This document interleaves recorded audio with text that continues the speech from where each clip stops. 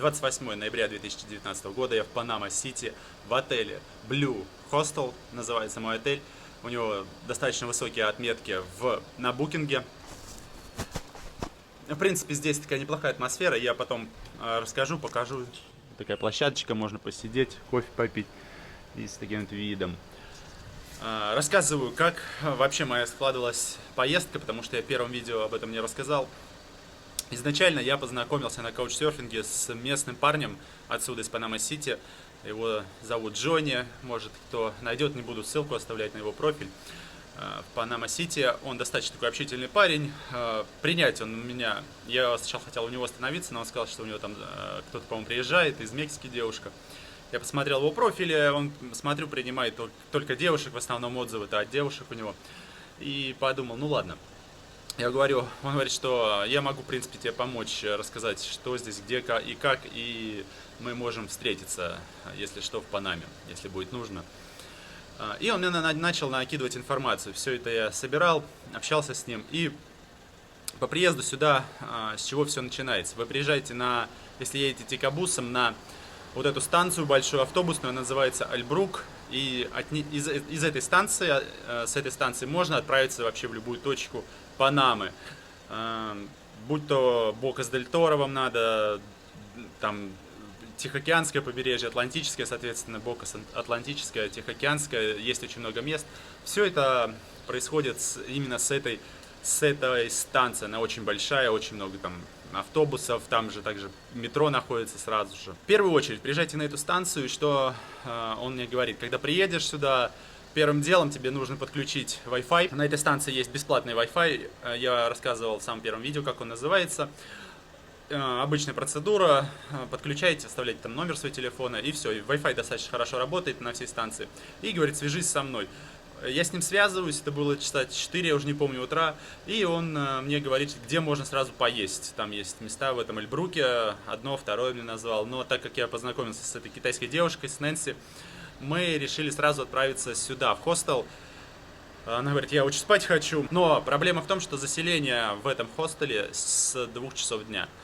И я пишу ему о том, что чтобы нам как-то решить вопрос этот, открыть пораньше. И он созвонился здесь, позвонил, я не знаю, другу, девушке, здесь была девушка, ей он звонил, нет.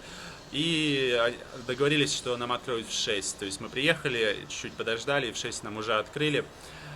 То есть мы уже могли лечь спать здесь, благодаря вот ему. У нас было такое раннее заселение, плюс с нас ничего дополнительно не брали за это, никаких денег. Хостел стоит $10, единственное, здесь нет завтрака. Но кофе тоже бесплатно, все это есть, и такая достаточно хорошая атмосфера. И расположение хорошее у хостела. Все, и дальше я у него начал спрашивать, что здесь можно посмотреть, куда съездить, какие магазины есть. Я хотел кроссовки себе купить, он мне подсказал парочку магазинов. И как добраться до канала Панамского, до Каско-Вьеха, это старая часть города, я его вчера показывал в прошлом видео. Он рассказал, куда надо ходить, куда можно ходить, куда нельзя ходить. В общем, всю информацию он мне выдает, мы с ним на связи. Он достаточно быстро отвечает, то есть постоянно практически онлайн. Вот такие дела.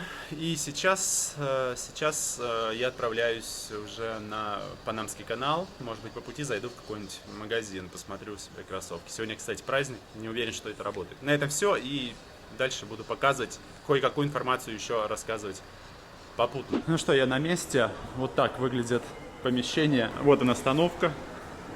Вот она. Сюда я подъехал на такси. Сейчас расскажу, как заказывал, сколько стоит.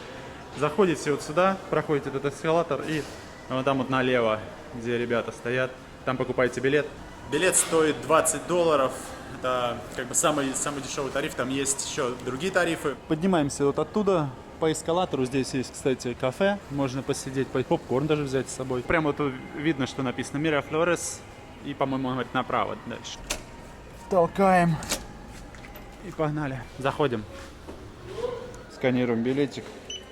То есть есть два варианта. Можно подняться наверх на эскалаторе. И можно отсюда посмотреть. Вот корабль проходит. Сейчас... Ой, сейчас посмотрим. Здесь сначала поснимаю. И потом дальше. Ну, вообще здорово, что сегодня, во-первых, праздник.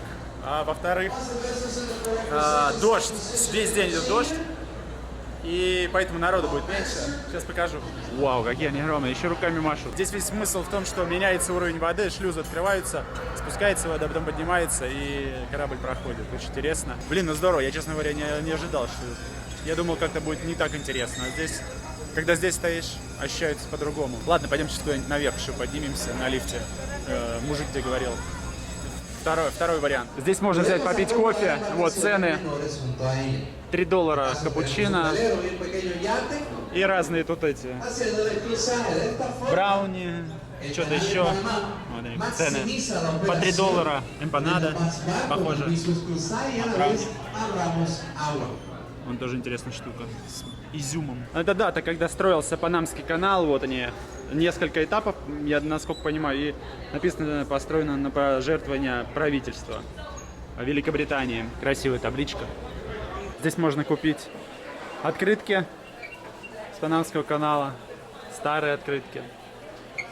Стоит, ну, совсем недорого. Атрибутика всякая, стопочки, кружки, совсем микроскопическая кружечка. Футболки, ленивцы тут. Маленькая акула. Какими-то камушками внутри, 8,50. И здоровая зубастая акула. О, а это, как она называется, забыл. Калейдоскоп или что-то. Смотришь внутрь, сейчас попробую навестись, если будет показывать. Крутишь его. Здорово, слушай. Работает. Попробуем сейчас проехать повыше. 4-й этаж. Здесь, наверное, поинтереснее. Высоко. Вау, вот это вид. Вот шлюзы, они закрываются там, и меняется уровень воды, опускается, поднимается. Вот эти паровозики спереди тянут корабль. Все корабли специально строят, вот такие большие, в мире для того, чтобы размер одинаковый, чтобы они могли проходить через канал. В очередь тоже выстраиваются, подходят по одному. Там вдалеке видно, как стоят корабли. На камере, наверное, не будет заметно. Открывается шлюз. Сейчас... Я думаю, вот это пойдет корабль следующий. Можно взять экскурсию, она будет проходить на лодочке по этому каналу. То есть вы пройдете, грубо говоря, на небольшой лодке сам канал. А еще я где-то находил или на форуме читал, когда информацию искал про канал, о том, что можно типа каучсерфинга тоже сделать на корабль. И то есть вас возьмут на корабль, и вы вместе пройдете с командой канал. Такой тоже есть, можно поискать в интернете. Смотрите, какой уровень здесь воды и какой вон там. А вот впереди стояли вот эти вот две яхты, один парусник, вот катамаран, и там подальше еще яхта.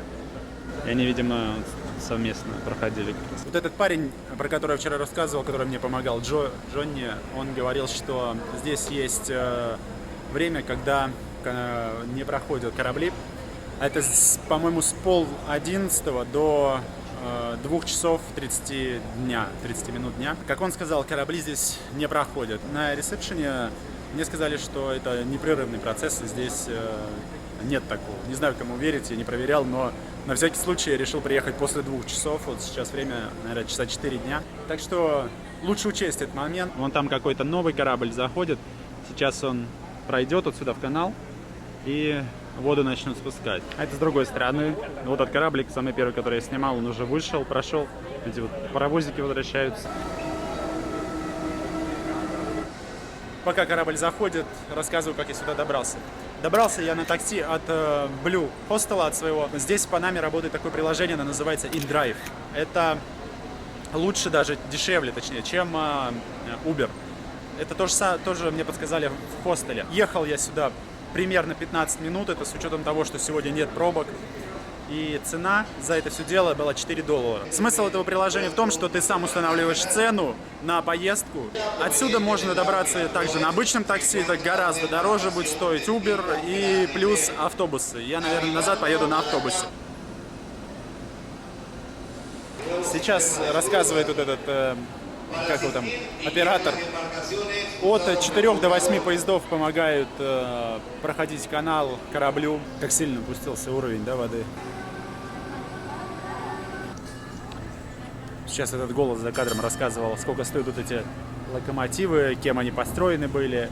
И построены они только для использования на этом канале. Сегодня еще погода такая нелетная, хотя народу достаточно много. Я, честно говоря, думал, будет меньше. Время уже 4:30. Канал до 6 работает. Официальная его часть, так сказать, которую можно посетить. И сейчас мне нужно вернуться обратно в город. Если сюда я добрался достаточно быстро с помощью, грубо говоря, такси, то обратно я поеду на автобусе. У меня, во-первых, приложения нет, InDrive. И, во-вторых, хочется прокатиться на автобусе. Мне точнее, надо на Альбрук. Я, возможно, сейчас сразу куплю себе билет на завтра до Бокас-дель-Торо. Приехал автобус, заходим. Сейчас расскажу, сколько стоит. Короче, рассказываю. Система такая. Этот парень, Джонни, местный, который отсюда, он после того, как сказал мне подключиться к интернету в Альбруке, он посоветовал купить вот такую карточку. Она называется, смотрите, Rappi Pass. То есть эта карта, она работает здесь для метро и для автобуса, для наземного транспорта. Стоит, по-моему, $1. Карта сама, может быть, она ничего не стоит. Но он посоветовал положить туда $4-5 и сказал, что этого хватит тебе на 2 дня путешествия здесь. Сейчас объясню, сколько стоит проезд. В метро одна поездка стоит 35 центов. А на этом автобусе до Альбрука 25 центов. То есть разницу понимаете, да? На такси $5. Это еще дешево. 4-5. На автобусе 25 центов. Плюс лайфхак, как отсюда добраться до центра на такси. Если у вас нет ни приложений, как у меня, но не хотите ехать на автобусе, время тратить, можно просто здесь поймать. Здесь люди подъезжают, сюда люди подъезжают на Uber и на том же InDrive. И вы можете поймать просто машину, когда люди вышли, сесть в нее с водителем и уехать. Отсюда все, не проблема. Это примерно будет там, $5-6 до центра стоить. Общественный транспорт здесь очень дешевый. И бензин стоит 75 центов. Карточку эту можно купить, она продается в терминалах. Такие терминалы разноцветные. Например, в Альбруке их очень много. И удобнее всего оттуда покупать, если планируете ездить здесь на общественном транспорте. Как я покупал карту, я просто подошел к работнику автовокзала и попросил его помочь мне это сделать. И он в терминале все быстро сделал и положил там $4 эти. Я вот катаюсь уже второй день. И у меня там еще $2 осталось, но у меня еще 2 поездки на метро, как минимум. Все, едем на Альбрук. Буду искать билеты на завтра. Забыл сказать, сколько стоит поездка на такси. Мне предлагал мужичок, таксист, уехать отсюда за $15. Эта автобусная станция называется Альбрук. Доехал я за 20 минут ровно на машине. 15 минут, то есть от Мирафлорес канала до сюда. 20 минут на автобусе за 25 центов. И если бы я знал, я, конечно, бы лучше добрался из хостела на метро сюда, это там 3 остановки, и отсюда на автобусе доехал бы. Получилось бы там дешевле, потому что у меня тем более карта еще не использована. Но мне хотелось проверить и два варианта и показать на канале. Честно говоря, пришлось немножечко поискать место, где продаются билеты. Вот она информация, я спросил. И вот здесь билеты. Здесь билеты Тикабус и Бокас-дель-Торо. Сейчас покажу, как выглядит это на карте.